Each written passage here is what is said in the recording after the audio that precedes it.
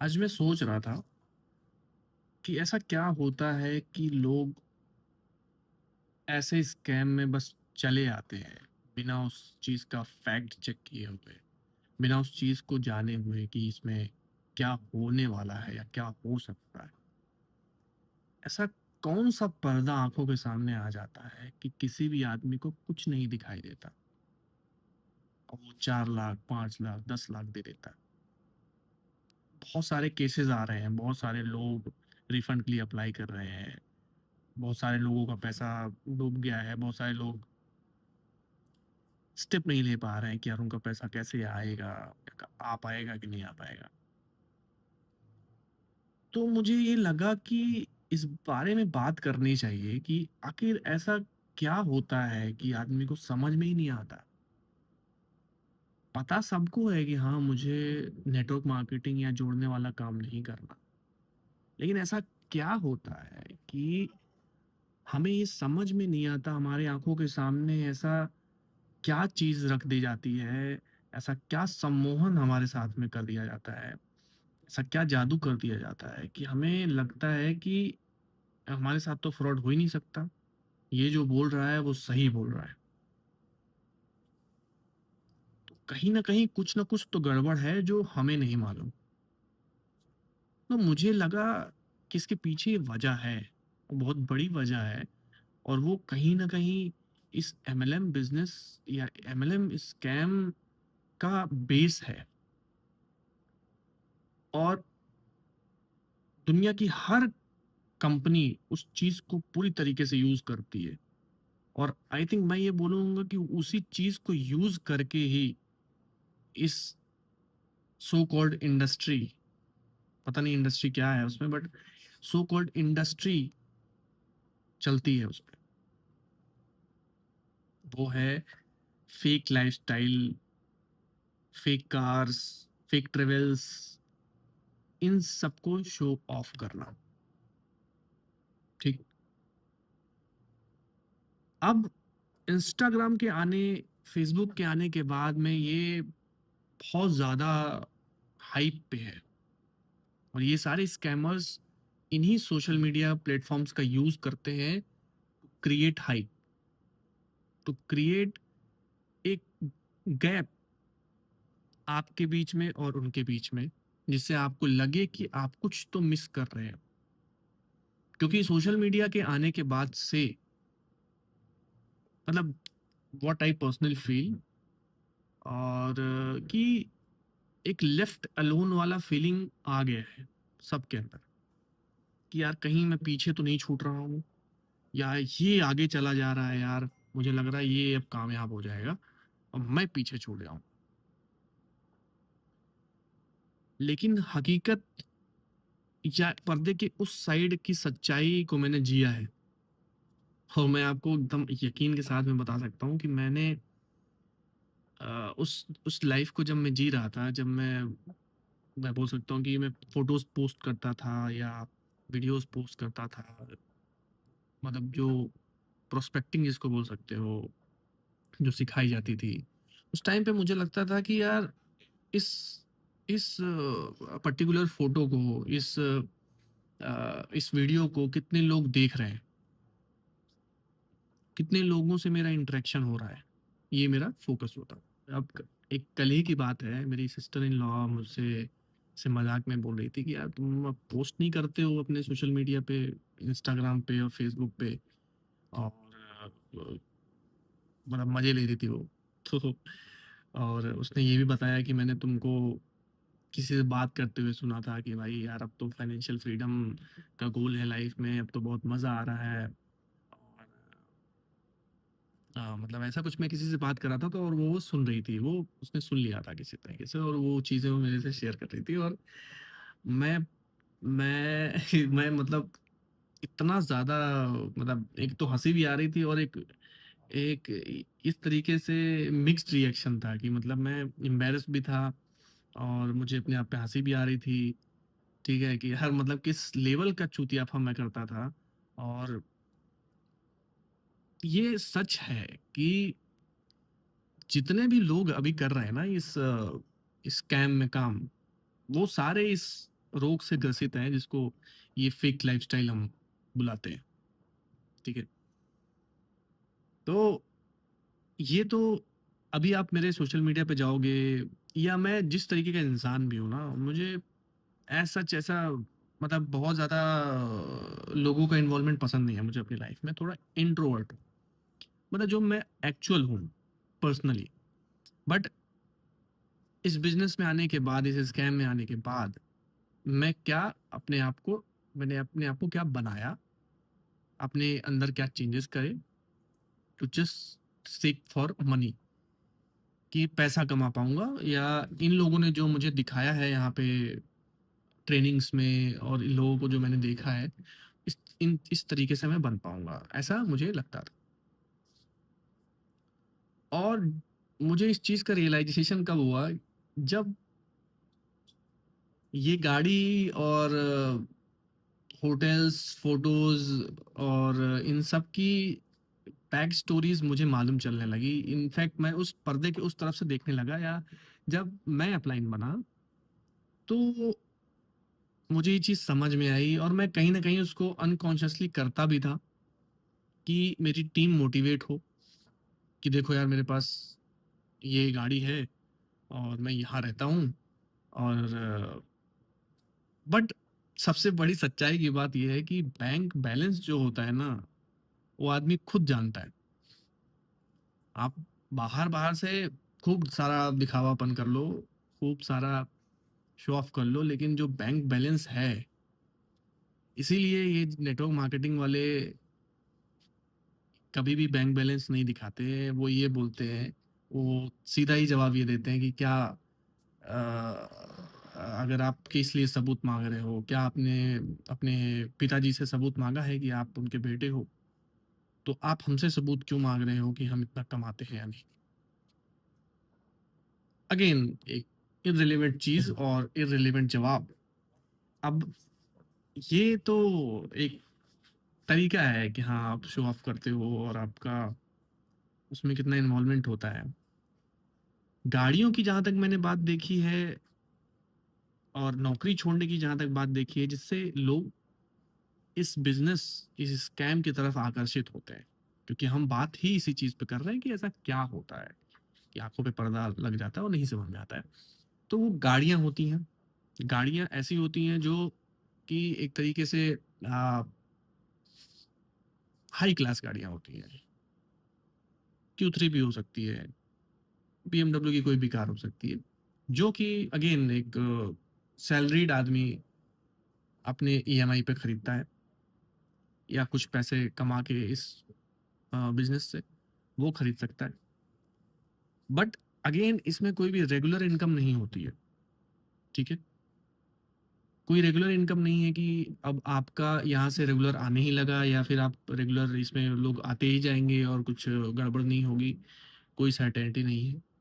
हमने एक luxury lifestyle जीते हुए करोड़पति इंसान को भी बिज़नेस क्विट करते हुए देखा है, और अंडरग्राउंड होते हुए देखा है। तो मुझे इस स्कैम को पिरामिड बोलने में कोई भी संकोच नहीं है, क्योंकि जब से मैं देख रहा हूँ 2018-19 से, तब से इस पिरामिड में ऊपर जो लोग बैठे हैं ना, वही हैं। बाकी जनता चेंज हो रही है, आ रही है, जा रही है, आ रही है, जा रही है। लेकिन वो जो पिरामिड के ऊपर लोग बैठे हैं, वो पिरामिड के ऊपर हैं, उनके पास पैसा जा रहा है। आप कहने को कुछ भी कहो कि यार, ये तो इक्वल पार्टनरशिप है, जितना आप करोगे उतना मुझे मिलेगा, मैं अपने डीआर्स कहाँ डालूँगा, आपके नीचे ही तो जाएँगे। तो ये समझने वाली बात है कि आपके डीआर्स नहीं हो रहे हैं तो आपके पैसे नहीं बनेंगे, और कोई भी अभी आपको उसमें आपको डीआर्स देने नहीं जाएगा, या कोई भी आपको हेल्प करने नहीं जाएगा। एक तो गाड़ी हो गई, गाड़ी अगेन एक लोन पे होती है, हाई हाई पे लोन पे होती है, और सेकंड होता है जॉब छोड़ना। जॉब बहुत सारे सरकारी जो जॉब वाले होते हैं, वो जॉब छोड़ते हैं, तब कोई आदमी बहुत ज़्यादा मोटिवेट होता है। ये होता है आर्मी पर्सनल को लेकर, या ऐसा कोई डिपार्टमेंट जो सरकारी ओहदे का हो, ठीक है? और चूँकि आर्मी का जॉब थोड़ा हेक्टिक होता है और कहीं न कहीं आर्मी के पर्सनेल को, आर्मी के लोगों को ये रियलाइज़ होता है कि लाइफ़ की सर्टेनिटी बहुत कम है। या या कोई उनके यूनिट का बंदा या उनका सीनियर कोई अगर वो जॉब छोड़ता है, तो उनकी जो उनके उनकी जो यूनिट होती है या उनके जो दोस्त होते हैं, जो अलग-अलग यूनिट में गए होते हैं, कभी दोस्त रहे होते हैं, वो बहुत ज़्यादा मोटिवेट होते हैं कि यार इस बंदे ने छोड़ दिया जॉब, इसका मतलब कुछ अच्छा कर रहा है। अगेन वो कुछ बताएगा नहीं आपको और आपको कुछ पता भी नहीं चलेगा बट आप पैसे-वैसे ट्रांसफ़र कर दोगे। मीनव्हाइल आप बहुत खुश होते रहोगे कि हाँ, कुछ तो अच्छा है। लेकिन अगेन कितना भी कोई भी सीनियर हो, कुछ भी हो बट आपको बाद में पता चलेगा कि यार ये जोड़ने वाला है। तब आप महसूस करते हो कि यार धोखा हुआ है। क्योंकि आपको बचपन से ही नहीं करना था ये, फँस गए हो। तो ये जॉब वाला झंझट होता है, जॉब वाला एक क्राइटेरिया होता है जो जहाँ पे लोग फँसते ही फँसते हैं और आँखों के सामने एक एक पर्दा या आप अंधे हो जाते हो, देख देख नहीं पाते हो रियलिटी को। फिर जो पोस्ट होते हैं सोशल मीडिया पे, उनमें जो घूमने की, ट्रैवलिंग की जो फ़ोटोज़ होती हैं, ठीक है?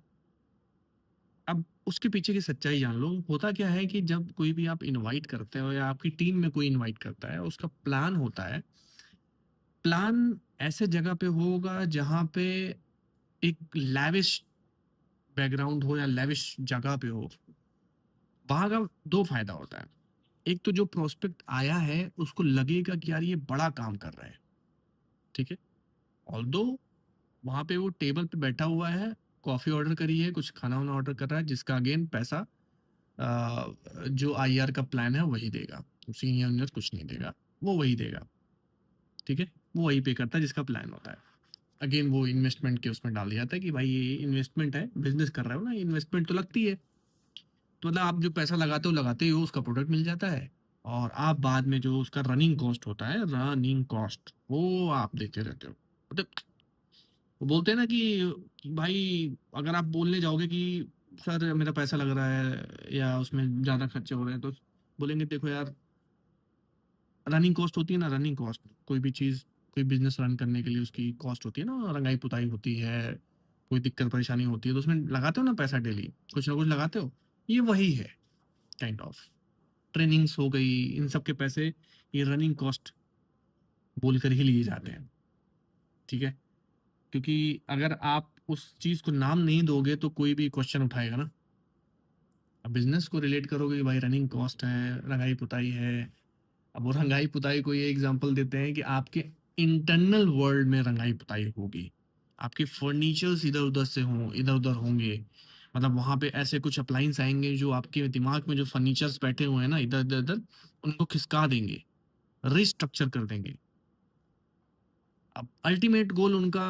जितने भी अप्लायंस होते हैं, जितने भी स्कैमर लोग वहाँ पे आते हैं, उनका मेन फोकस ये होता है कि टू मोटिवेट यू और मोटिवेट इसलिए कि आप अपलाइन के पास जाओ और वो आपका हॉट करा सके, ठीक है? और वो वन वे कम्युनिकेशन होता है और कुछ नहीं। अब मेन रियलिटी चेक क्या होता है कि आपने गाड़ी देख ली बट आपने गाड़ी मतलब अपने सोशल मीडिया देख लिया और सोशल मीडिया पे वो कहीं घूम रहा है, तो आपको मैंने तो ये बता दिया कि रियल पिक्चर क्या होती है। अब जिसका प्लान हो रहा है वो पैसे दे रहा है। दूसरा जो अपलाइन है और जो आईआर है जिसका प्लान है वो लोग आफ्टर प्लान एक फोटो सेशन रखते हैं अच्छी-अच्छी फोटोज़ खिंचवाई जाती हैं और वो जाती है सोशल मीडिया पे। आपने पैसे दिए ना कॉफ़ी के, पिज़्ज़ा के, बर्गर के बहुत बड़े संग्रीला में, ललित में ऐसे जगहों पे बैठे हैं आप तो आपको अगर पे किया है तो फोटोज़ भी तो बनती हैं, मेन तो फोटोज़ है भाई, वो जाएँगी तभी तो आप लिखोगे ना हार्ड वर्क पेज़ ऑफ ठीक है? Hard work pays off. तो हार्ड वर्क तो है भाई क्योंकि झूठ बोलना इज़ अ एक्चुअली बहुत बड़ा काम है। उस चीज़ को मेंटेन करना, फोटोज़ डालना, एडिट करके that is amazing, that is a huge hard work. फिर बात आती है एक तरीके की जो कहीं न कहीं आपको इस चीज़ में फँसाती है, वो ये कि जब आप क्वेश्चन करते हो, क्वेश्चन का जवाब ना देके वो आपसे क्वेश्चन करता है, जिसका जवाब आपको मिल जाता है। फॉर एग्ज़ाम्पल आपने पूछा कि नेटवर्क मार्केटिंग है क्या भाई? तो वो बोलेगा, "ये क्या होता है भाई? Network marketing? तुम्हें क्या लगता है कि मैं इतना पढ़ाई-लिखाई करके, इतनी डिग्री-विग्री लेके ये सब काम करूँगा?" अच्छा, वो बात कर रहे हो क्या? जिसमें 1, 2, 2 के नीचे 3, 4 ऐसे-ऐसे नीचे चेन बढ़ती जाती है, ऐसा-ऐसा। आप बोलोगे, "हाँ, हाँ, हाँ, वही, वही।" अरे पागल हो क्या? ऐसा कुछ नहीं करता हूँ भाई। मेरा काम बहुत ईज़ी है। ई-कॉमर्स प्लेटफ़ॉर्म पे है, मैं कहीं बैठ के आराम से 3-4 घंटे देके पूरे दिन में 2 से 3 घंटा, 4 घंटा देके पूरा एकदम एन्जॉय करते हुए करता हूँ। अच्छे लोगों के साथ में उठना-बैठना है और बढ़िया जा रहा है यार लाइफ़। आप ये सोचते हो कि अगर नेटवर्क मार्केटिंग या एमएलएम नहीं है, तो मैं करने के लिए रेडी हूँ। तो आपका जवाब, आपका क्वेश्चन जो था उसका जवाब आपसे क्वेश्चन करने में जवाब दिया जाता है कि question are the answers. Again ये एक बुक से आता है। कोई क्वेश्चन आपसे कर रहा है तो उसका जवाब ना दो, क्वेश्चन करो आप, ठीक? तो यहाँ पे भी आपका आपके दिमाग में पर्दा लगता है कि भाई ये नेटवर्क मार्केटिंग नहीं है तो कर लेते हैं यार। व्हिच इज़ अगेन आप पैसा जो ट्रांसफ़र करते हो वो ट्रस्ट में करते हो कि चलो यार कोई बात नहीं है, दे देते हैं। अगला जो पॉइंट है वो ये है कि जो आपका प्लान लेता है ना, वो अगर आपको एक होता है ना कि आपको अगर मैं रिजेक्ट करूँ, ये बोल के, अगर आप थोड़ा अपने आप को मानते हो कुछ, थोड़ा सेल्फ रिस्पेक्ट है या थोड़ा ईगो है और उसको पता चल गया कि ये इगोइस्ट है या ऐसा कुछ है, मतलब जो रेशनल माइंड में है, तो वो आपके ईगो को हिट करेंगे, आपको रिजेक्ट कर देंगे कि नहीं, नहीं भाई आपका माइंडसेट नहीं अच्छा है। हम थोड़ा लाइक माइंडेड लोगों के साथ में काम करते हैं, मुझे नहीं लगता अभी आप रेडी हो, take your time, no issue. तो आप बोलोगे यार ऐसा क्या है? ऐसा क्या है जो मैं नहीं कर सकता हूँ यार? और क्या मैं ईगो में मतलब क्या है? नहीं, नहीं आपको अभी तो सारा चीज़ जानना है ना, तो अभी आप बस अभी तो आप अभी आप आपके पास टाइम है, अभी आप बाद में आना जाओ, अभी अभी आपको नहीं सेलेक्ट कर रहे।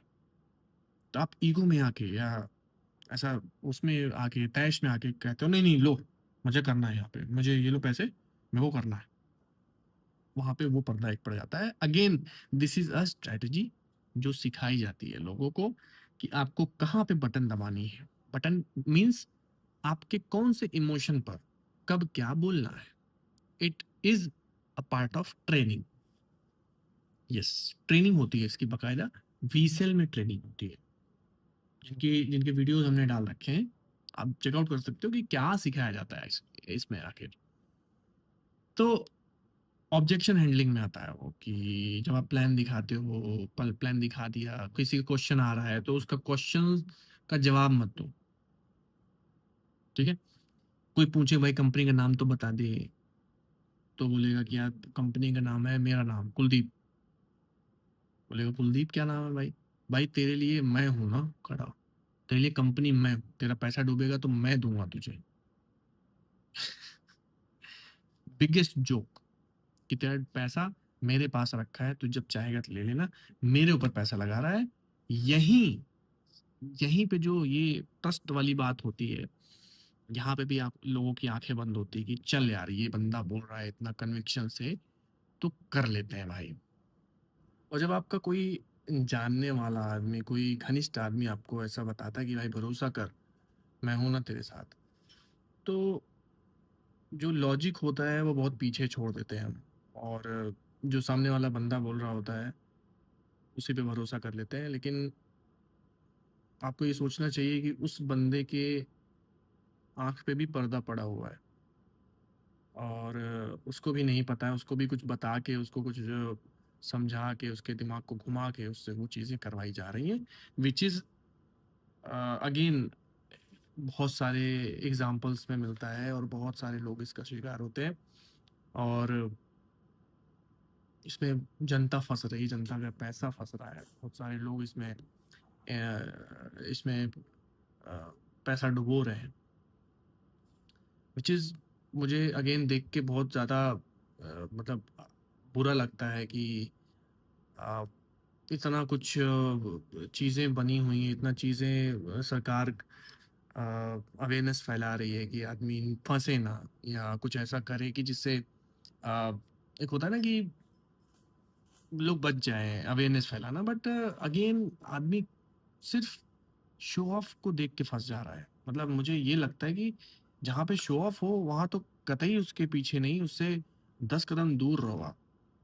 उसको समझाओ भी मत कि भाई तू नेटवर्क मार्केटिंग कर रहा है, क्या रहा है, उससे किनारे हो जाओ।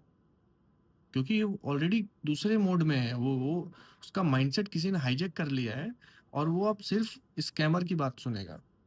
और जो प्रोसेस भी होता है जो आईआर होते हैं, जो आपको साइन अप करने की कोशिश करते हैं, उनका भी हाइजैक का प्रोसेस है। मीटिंग कराना, अपने से हाई लेवल के लोगों से मिलवाना, जिससे आप शांति से उस चीज़ को सुन सको। ऐसे लोगों से मिलवाना जो जिनके पास गाड़ी है, जो स्टेज वगैरह पे आते हैं, तो क्या होगा, आदमी सुन के वही चीज़ फ़ॉलो करेगा। नहीं, नहीं भाई यार, ये कर रहा है तो यार अच्छा कर रहा है। ऐसा ही मुझे भी करना।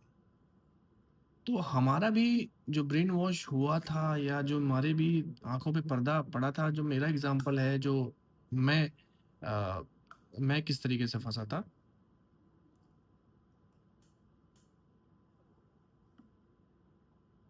वो कहीं न कहीं आँखों पे पर्दा इसलिए पड़ा कि हम जो नौकरी देखते हैं, गवर्नमेंट नौकरी, उसको कोई अगर कर रहा है, वो करते हुए इस चीज़ को परस्यू कर रहा है और वो बोल रहा है कि मैं हूँ ना। और जब आप ढूँढ रहे होते हो और ऐसी कोई चीज़ मिलती है और आप अगर बिलीवर हो सीक्रेट के, तो ये चीज़ ज़रूर आपके दिमाग में आती है कि यार कहीं न कहीं इसका कोई लेना-देना है हमारे फ्यूचर के साथ में और लेट्स ग्रैब इट। वहीं पे दिक्कत शुरू होती है। तो इस वीडियो को बनाने का पर्पस जो था, वो यही था कि लोगों को अवेयरनेस मिले कि आखिर क्या-क्या चीज़ें अगर हम देखें अपने आस-पास, जो कि जिसको सुनते के साथ में आपको किसी को ये नहीं बोलना कि नहीं, नहीं भाई तू यही कर रहा है। इसको सुनने के बाद में, जिसको देखने के बाद में आपको सिर्फ़ किनारे होना है। बिल्कुल आर्गुमेंट नहीं करना है। बिल्कुल आपको उस पचड़े में नहीं पड़ना है कि मैं कुछ इस चीज़ को बताऊँ या समझाऊँ कि भाई तू फँस गया है और तू बच सकता है तो भाई ये मत कर। नहीं, इस आर्गुमेंट में पड़ो ही मत। अगर आप बचना चाहते हो, अगर आप चाहते हो कि आप मेंटल पीस में रहो तो। भले ही कोई घनिष्ठ दोस्त हो, घनिष्ठ भाई हो, घनिष्ठ रिलेटिव हो, कुछ भी हो। बट आप let him do, let him decide कि इतना आसान नहीं जितना आसान शो ऑफ दिखाया जाता है स्टेज पे, जिनका क्वालिफिकेशन भी नहीं होता है, जस्ट एक कहानी के बेस पे उसको अ, स्टेज पे बोलने के लिए भेज दिया जाता है एज़ एन स्पीकर, जिससे और लोग रिलेट कर पाएँ कि यार अरे बाप रे बाप! ये स्टेज पे चला गया, क्या बात है। तो पैसे का और ट्रेनिंग में लोगों का कोई इंटरकनेक्शन नहीं है, ठीक है? उसमें बोलते हैं कि हाँ, आप सीटीसी अपलाइन है, ये एलडीसी अपलाइन है, उन्होंने ऐसा अचीव कर लिया, वैसा अचीव कर लिया, बट एट द एंड जो शो ऑफ चीज़ें हैं, उन्हीं से लोग वहाँ भी उस ट्रेनिंग्स में भी प्रभावित होते हैं, इफ़ेक्ट होते हैं, उनकी आँखों पे भी पर्दा पड़ता है, जिससे कि वहाँ ऐसी ट्रेनिंग्स में आने के बाद आप बिल्कुल अपने दिमाग से सोचना छोड़ के वो हाईजैकिंग वाले मोड में चले जाते हो कि आपका दिमाग किसी ने हाईजैक कर लिया है या माइंड वॉश कर दिया है और आप पूरी तरीके से अपने वश में नहीं रहते हो। आप उन्हीं की तरह सोचते हो, उन्हीं की तरह आप एक हो जाता है। बट मैं उनकी भी गलती नहीं देता हूँ, ठीक है? जो नए-नए साइन अप हुए हैं, अपना पैसा निकालने की कोशिश कर रहे हैं। बट मुझे लगता है कि जितना पैसा लग गया, लग गया। आप बचो वहाँ से निकलो और कोशिश करो कि अपना पैसा निकाल लो, बाय हुक एंड क्रुक। और हमसे जो हेल्प हो पा रही है हम कर रहे हैं लोगों की। और कोशिश करते हैं जितने ज़्यादा से ज़्यादा रिप्लाईज़ कर सकें, जो लोगों की हेल्प कर सकें, जो रिफंड में स्टक है। और अ, अगर आपके ऑलरेडी रिफंड आ चुके हैं या ई कार्ड्स में आ चुके हैं, आपको रिफंड नहीं मिल रहा है, कंपनी से आ गए हैं बट वो अपलाइन नहीं दे रहा है, तो अपलाइन के खिलाफ आप केस कर सकते हो। सही एडवोकेट से आपको कंसल्ट करना है, इससे आपको सही सजेशन मिल सके। अगर कंपनी रिफंड नहीं कर रही है, which is happening right now in India, कि इंडिया में जितने भी रिफंड हैं वो स्टक है क्योंकि अकाउंट फ्रीज है, उस केस में आपको क्या करना है? उस केस में आपको कंज्यूमर फोरम में जाना है सबसे पहले। कंज्यूमर फोरम से अगर जवाब नहीं आता है तो कंज्यूमर कोर्ट मूव करना है। कंज्यूमर कोर्ट और कंज्यूमर फोरम पे ऑलरेडी वीडियो बना चुके हैं, आप वीडियो की डिस्क्रिप्शन में मैं डाल दूंगा लिंक, वो जाके आप चेकआउट करिए और उस फॉलो करिए उस स्टेप्स को। और इस केस में, कोर्ट केस में और लीगल प्रोसीडिंग्स में आप किसी एक एडवोकेट की राय ज़रूर लें। अगर आपको हमारा ट्रस्टेड एडवोकेट चाहिए सो आप हमें ईमेल कर सकते हो, हम आपको एक ट्रस्टेड एडवोकेट का नंबर दे देंगे जिससे आप कंसल्ट कर सकते हो। अगेन वो बहुत ट्रस्टवर्दी होंगे, वो उनको यूनिट का एक्सपीरियंस होगा रिफंड कराने का, और कि ये प्रोसीडिंग से किस तरीके से उसको फॉलो अप करना है और किस तरीके से उसको रिफंड कराना है। और बहुत सारे केसेस में रिफंड कंज्यूमर कोर्ट से आ रहे हैं, क्योंकि कंज्यूमर कोर्ट के जो केसेस हैं अगर वो रिजॉल्व नहीं होते हैं तो वो कंज्यूमर अफेयर्स की साइट पे दिखने लगते हैं। ठीक है, तो अप्लायंस क्या बोल रहे हैं कि भाई ई कार्ड हमारे पास में आएगा तो आप साइन करो पहले कि हम आपको अमाउंट दे चुके हैं, उसके बाद हम इस अमाउंट को, इस ई कार्ड को यूज़ करेंगे, देन हम आपको रिफंड करेंगे। बिल्कुल नहीं साइन करना है ऐसे किसी भी एफिडेविट पे, कॉन्ट्रैक्ट पे, जिससे कि आप लीगली फंस जाओ और बाद में आपको रिफंड होने में दिक्कत हो। ऐसे बहुत सारे लोग फंसे हैं जिनको मैंने पर्सनली मना किया था कि ऐसे किसी भी डॉक्यूमेंट पे साइन मत करिए। बहुत सारे लोगों ने साइन किया और उनका आज तक रिफंड फंसा हुआ है आफ्टर 2 years में। अब जब उन्होंने साइन कर दिया है तो आप पुलिस के पास भी नहीं जा सकते हो, और सामने वाला भी उनको वही चीज़ें दिखा रहा है कि भाई अब नहीं हो पाएगा, और होगा तभी जब हम इस ई कार्ड का यूज़ करेंगे। आपको क्या लगता है कि ई कार्ड का यूज़ वो कब करते हैं? किसी को साइन अप करने में। और आपको क्या लगता है कि उनको कोई मुर्गा नहीं मिला होगा साइन अप करने के लिए अभी तक? उनका बिजनेस कैसे चल रहा होगा आप इमेजिन कर सकते हो। तो आप कोशिश करिए बाय हुक एंड क्रूक उस पैसे को निकालने का, क्योंकि ये स्कैमर हैं और ट्रेंड स्कैमर्स हैं, तो इनको पता है कि अपने आप को लीगली किस तरीके से लीगली प्रूफ करके रखना है, किस तरीके से आपके सवालों के जवाब सवाल से करने हैं, किस तरीके से आपको इग्नोर करना है, किस तरीके से फंसाना है। बहुत सारी चीज़ें जो ये स्ट्रेटजी वाइज करते हैं और आंख बंद करके करते हैं, क्योंकि ये प्रोसेस किसी ने बनाया है, किसी बड़े स्कैमर ने बनाया है जो कि दुबई में बैठे हुए हैं। हाँ, वही जो आप सही सोच रहे हो, वही जितने भी वो पिरामिड के ऊपर वाले हैं वो लोग ही, उन लोगों ने ही ये प्रोसेस बनाया हुआ है और उस प्रोसेस से उनको फ़ायदा है। तो अगेन आई होप कि आपको थोड़ा वैल्यू ऐड हुई होगी इस वीडियो के माध्यम से। इस वीडियो को, अगर आपको वीडियो पसंद आया हो तो लाइक ज़रूर करिएगा। अगर आपके कोई थॉट्स हैं इस पर्टिकुलर टॉपिक पे तो आप ज़रूर कमेंट्स में बताएं, और अगर आपके कोई भी अलग टॉपिक से रिलेटेड अगर आपको लगता है कि हमें बात करनी चाहिए तो आप कमेंट्स में ज़रूर सजेशन दें, हम उस पर वीडियो बनाने की कोशिश करेंगे। मिलते हैं एक नए वीडियो में। Thank you so much. जय हिंद।